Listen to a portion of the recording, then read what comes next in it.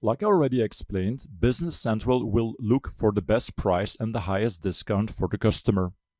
Now to demonstrate this, I've prepared a sales line discount for customer 10,000 and item 1003, which is a Surface Pro. So if the customer purchases a minimum quantity of 10 units, they can get a line discount of 8%. But remember, it's the same customer and the same item that also have special prices. Let's now sell the item to the customer. So I'll return to my role center to create a new sales order. And I will of course sell the Surface Pro to customer 10,000. So I will enter the customer number and let's go to the lines, Surface Pro, and we will sell it from location East, and we will sell 10 units. So let me maybe hide the Factbox pane. No, let me first maybe show you the Factbox pane, because in the previous demonstration we saw that the system will show us the number of sales prices that we can have.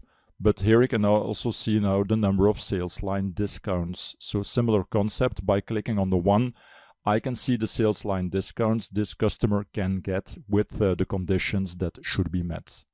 All right, let's hide the Factbox pane to check some of the fields. So again, the customer orders 10 units, which means that they meet the requirements for the sales line discount. So in here you can see now the line discount percentage, which is 8%. So the percentage that I've set up for this customer if they purchase a minimum quantity of 10.